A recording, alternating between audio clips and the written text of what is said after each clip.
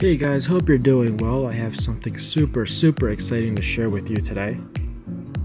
I have just received the second clutch of eggs of the 2018 season. This clutch is from a 2016 Axanthic girl that I purchased off of Ozzy Boids. You might think that's too young, but these animals know themselves better than I, and if they're ready to breed, then I'm gonna let them do their thing.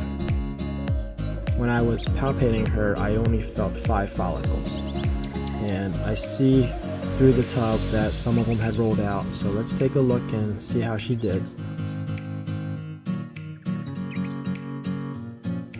Alright, so from this angle it looks like she wrapped around 2 or 3 eggs, which is not bad, and being that one egg is extremely pink probably means that she just laid it. The shell hasn't had time to turn white. I guess the term is calcify, maybe, for the shell to calcify. But yeah, it looks like there's 5 eggs. So at this point, mom's going into a tub of warm water for a quick bath, and that's just to help wash off any of the smell of eggs. This way it'll get her back into feeding mode a little quicker. And then when I removed the paper, I found 2 more, so that was a nice surprise. So the egg box has already been wet down by water, making sure that the perlite is thoroughly soaked. Now back to focusing on the eggs. Since they've all rolled around and not sure which way is up, I'm going to go ahead and turn off the lights and candle them and make sure that they are right side up. If I left them as is, I think they would still hatch.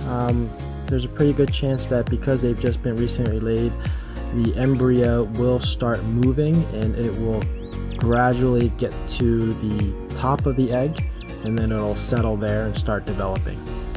But since I'm here and I can assist, I'm going to rotate those eggs manually with the help of a flashlight. Basically what I'm looking for is the side of the egg that has the most dense amount of red or veins. That's going to be the side that's going to be facing up. A lot of times you can see a circle or a bubble. That's pretty much the embryo or very close to it.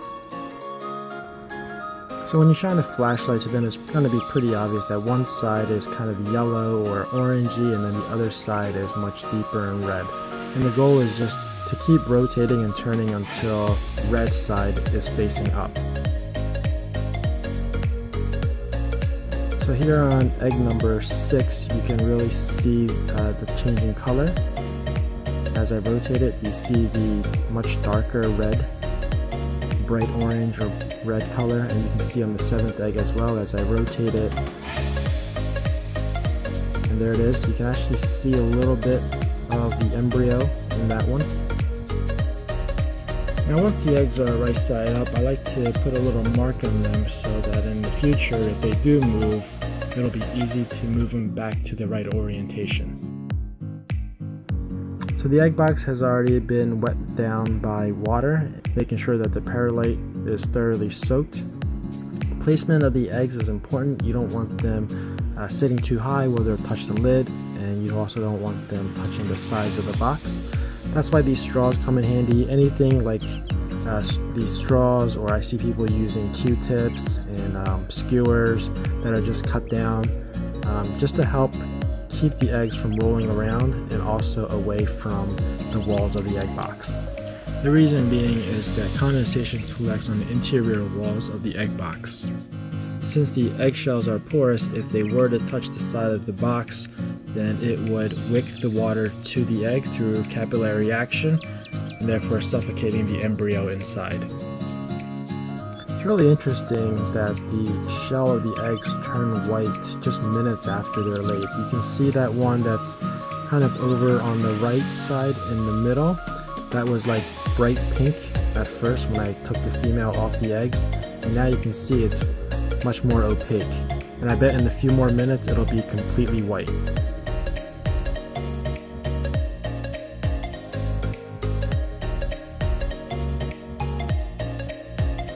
Alright, now that the egg box is loaded with eggs, it's time to take them over to the incubator.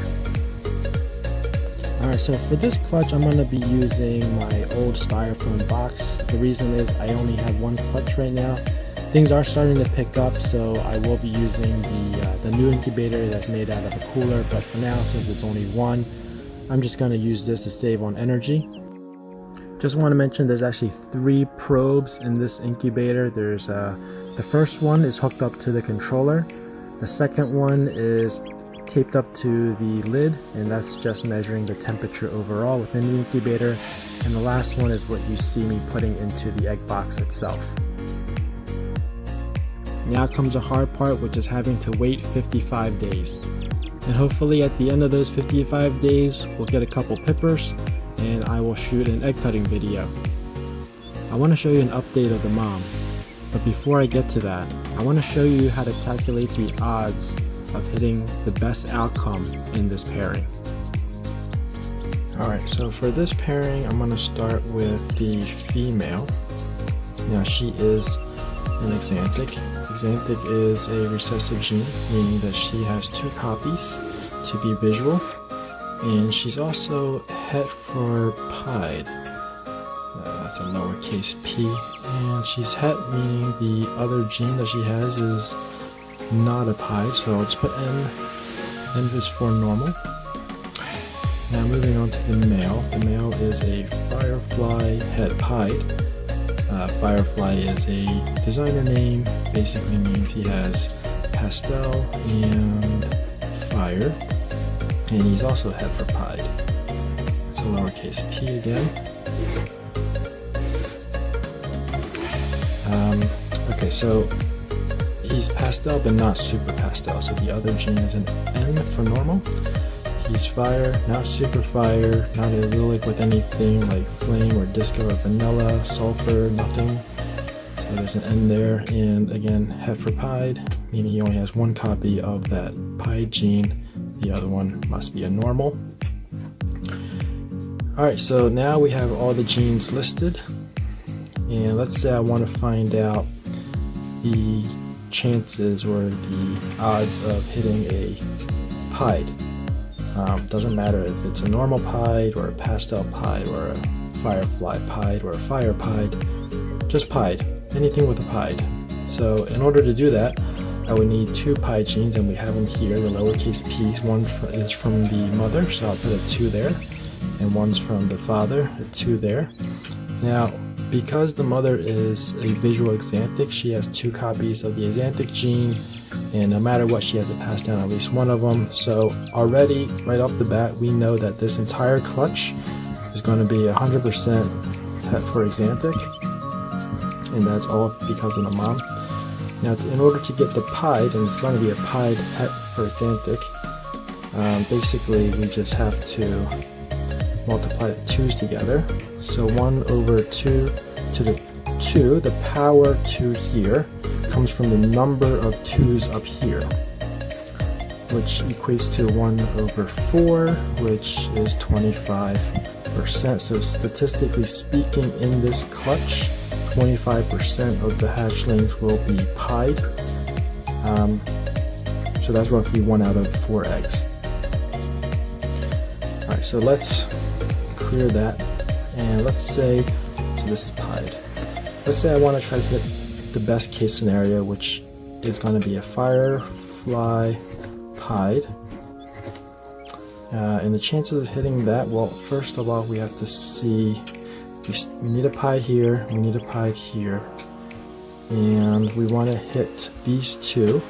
So we need a pastel, and we need a fire, and I think that's it. So let's try to work this out. So again, we'll have the 1 in the numerator place, and we just have to multiply these 2's. So it's going to be 2 to the 4, but it's pretty easy to do. 2 times 2 equals 4, and then take that 4 and multiply by 2, you get 8, and then you take that 8 and you multiply by 2 again, you get 16. So 2 to the 4 equals 1 over 16. I don't know what the percentage is, but the odds are 1 out of 16 eggs. So again, it's statistically speaking. So that's basically what I need to do using this method basically to find out the odds of hitting a certain morph or a certain combo. And it's a little bit different than using the Punnett square. Here I have drawn out the Punnett square with the same pairing, the same genes.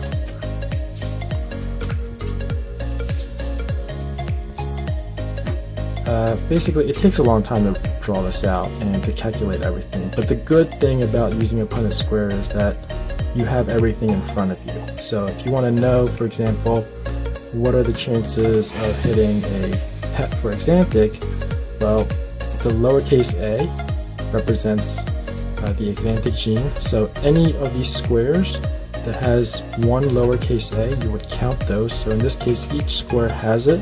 So that's 32 squares.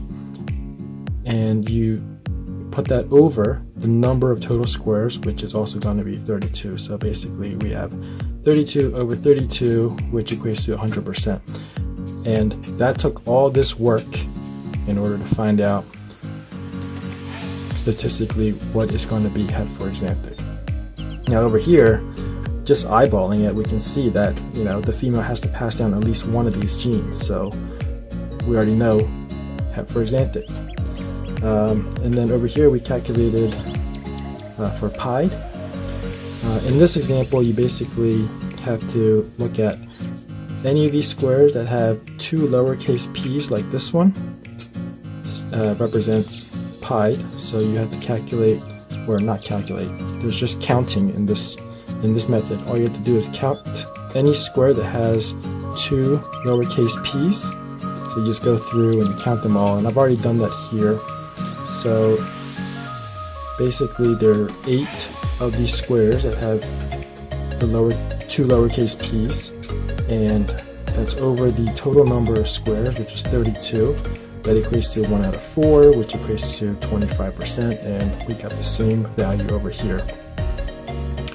To find out what is Firefly pied, basically we have to have a fire like this, the F, a pastel, the uppercase P, two lowercase p's for the pied.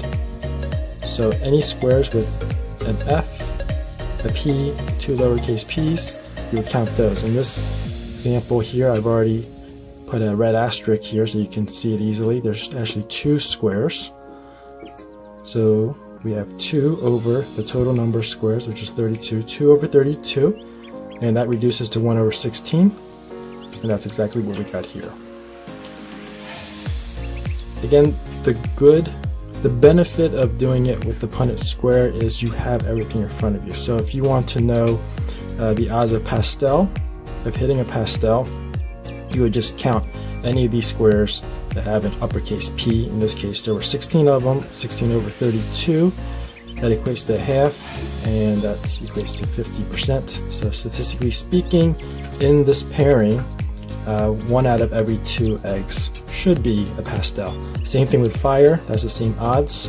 And the odds of hitting a firefly, not a pied, but just a firefly, the odds are 1 out of 4, which is 25%. And of course, no matter what the hatchling is visually, it is 100% het for Axanthic. So that's the example I want to show in this video, and I also wanted to show the difference in the 2 methods and the reason and logic and the uses between the 2. So this one, very easy to calculate, but you basically calculate you're only calculating for what you're looking for, as far as a combo or the morph. Over here, you calculate everything, and so you basically have everything in front of you, and then you just count the number of squares for whatever you're looking for. Okay, and as promised, here is an update of Mom. As you can see, she is in her new tub, and she is back on frozen thawed rats. For this first meal, I decided to give her a weaned rat, which is one size smaller than what she's used to. But since she's been off feed for so long, it's better to start small. The main objective here is for her to gain her weight back.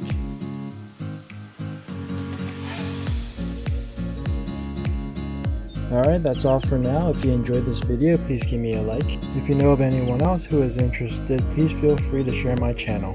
If you're new to my channel and want to be informed of future videos, remember to hit that subscribe button, ring that notification bell, and I'll see you guys next time.